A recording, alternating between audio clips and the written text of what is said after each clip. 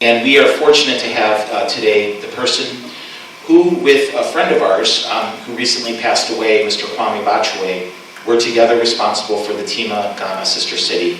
I'd like to ask Crystal Bryant to please come forward and address the audience, as she's somebody who has been intimately engaged and is pushing this relationship forward with Ghana. Ms. Crystal Bryant.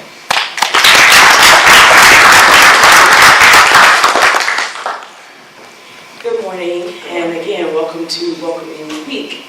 I want to do my best to give just a few words to honor Kwame in his absence.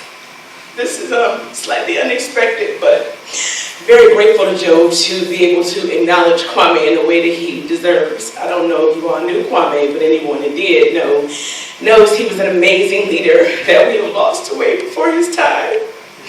He is our eternal optimist.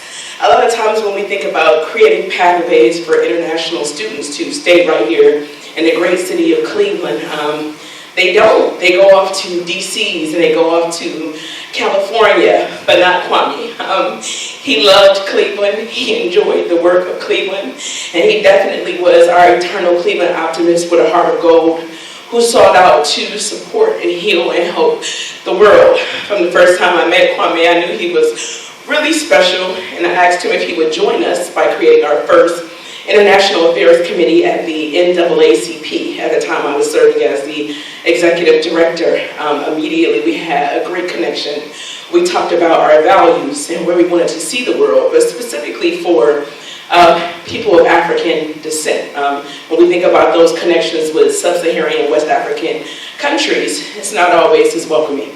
I guess you guys have heard in the news more recently, nationally, it's been national news about the comments that have been made about the Haitian immigrants migrating to Springfield. And it is a wonderful thing to hear how many are welcome to Ohio and welcome to the United States on how their immigration journey, while not always easy, eventually settles in welcoming. Well, for those of African descent, it is not always the same. Mayor Blackwell mentioned in earlier statements that we are thought of as dark, that we are thought of as dirty, that we are thought of as poor, and so we never quite are welcomed. Imagine what that does, just not to the city of Springfield, but for those who have already suffered living an excruciating, difficult life. People from Haiti are not coming over and almost losing their lives because it's an easy thing to do, because they want to have a great time. They're coming over because it is a necessity, where they are unstabilized in their own countries. And this is the fabric of what America is supposed to be about. And so in Kwame's honor, we have not only wanted to support Joe and the wonderful initiatives through the sister cities and creating that new opportunity for Tema Ghana, thinking about importing and exporting and manufacturing and economic injustice and all the great things we can accomplish through sister cities, but also honoring his legacy through starting a nonprofit who will continuously work, because the work does not stop, to liberate everyone through the Pan-African Center for Transformation. So I had no words prepared today. This is just off the top, so thank you for allowing me, Joe, to speak about Kwame and acknowledging him in his absence. And I also apologize for being in tears because I'm not prepared to do this. So I thank you, and thank you for coming to Cleveland and staying in Cleveland, because it is an amazing city. We welcome you, and we certainly hope that you will stay like our eternal optimist, Mr. Botchway.